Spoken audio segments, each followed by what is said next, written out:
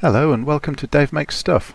We need to get our off-road Audi TT moving before people conclude that it's actually just an elaborate static sculpture.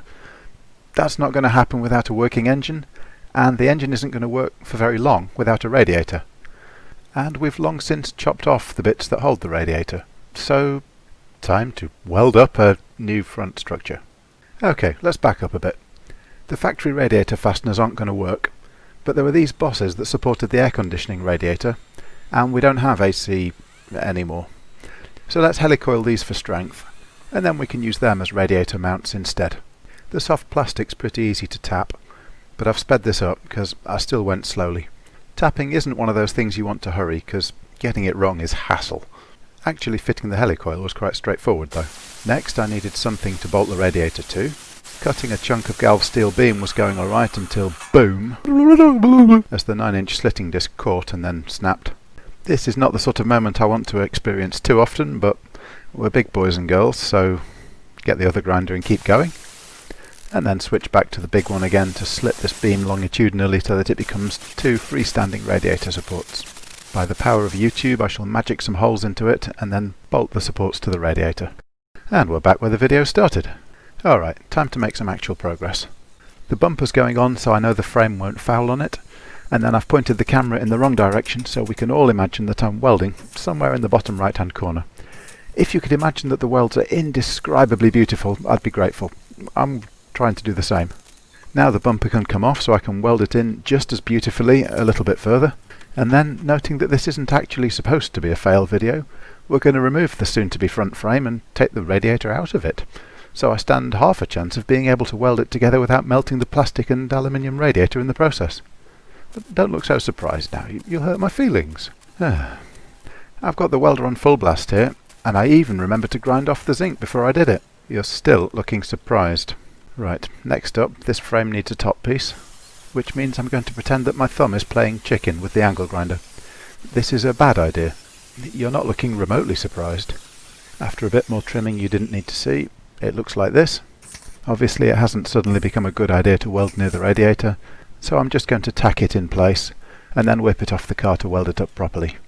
There's a surprising amount of welding to do here as I'm laying down overlapping spot welds all around the seams, so we should probably talk about something else for a while. The news perhaps? We could talk about politics and then have a massive flame war in the comments that would make YouTube think that this video must be really interesting. That would help me out a lot. On second thoughts, you're probably all here because you want to avoid all that sort of stuff. Maybe we'll leave it out and I'll just spew random bilge until we run out of time. Oh, speaking of which, time to replace the upper headlamp mounts, as these are presently part of a rickety plastic frame that I've mostly cut away already. So, having marked and measured, I'm going to lop off part of the inner wing and make up new mounting points for the headlamps. Ideally in exactly the same place as the old ones, so the headlights point in something approximating the right direction. As you can see, I'm perhaps surprisingly working on the principle of measure 432 times, cut once. Then, less surprisingly, I'm angle grinding freehand until the driver's side mount is done. Did I say driver's side? So, as I was saying, having welded the passenger side mount in place, it now needs drilling and riv nutting to give us somewhere to attach the headlight unit to. And then the driver's side needs a bracket for the second of the 3 headlamp mounts. This one's adjustable to allow the beam angle to be tweaked. At least it is as long as I don't melt it, so again I'm tacking it into the right position, then removing the headlight, then welding it solid. This isn't going to carry any large loads, but I tend to err on the side of excessively thick. Insert joke here. Once each headlamp has 2 mounts, I can get rid of the remains of the plastic front frame slam panel thing. They're quite bulky, so losing them gives me more space to fit in intercooler pipes later. After that, the last pieces of the structure connect the radiator frame to the inner wing. Julia's making most of it. Well, you've got to start somewhere, and a flat sheet of steel is as good a candidate as any. She's been working with me a good while now. She knows this tool, she knows what it can do, and I 100% wouldn't let her do this if she was overconfident about it.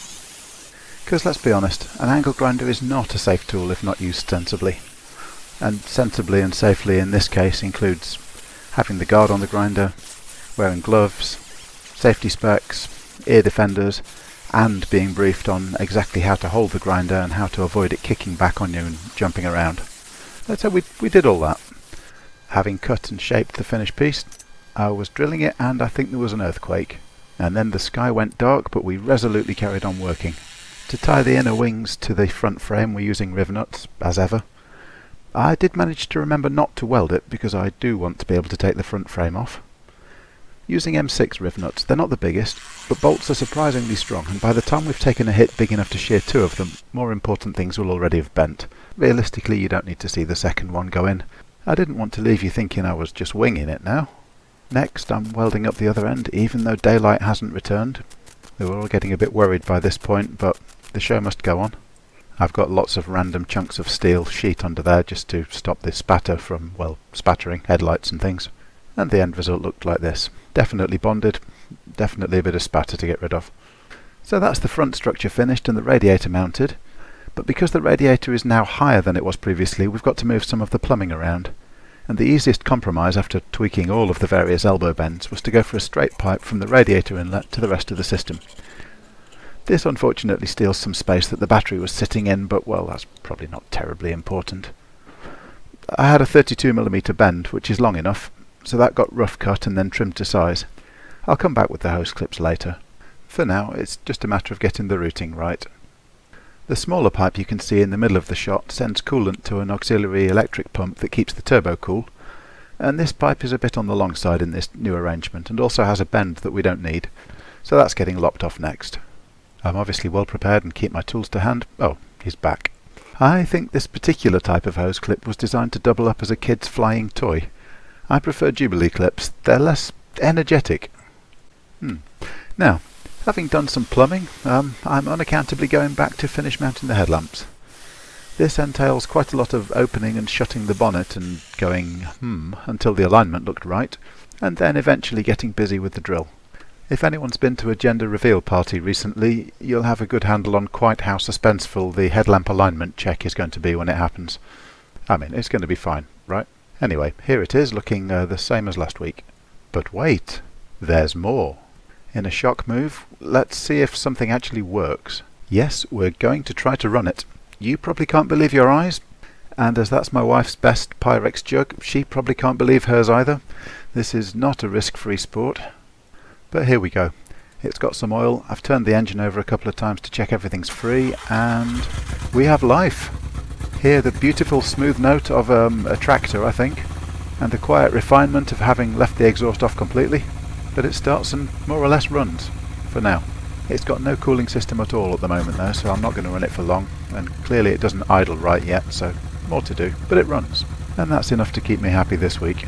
If you've enjoyed watching, please like and subscribe, and we'll see you next time.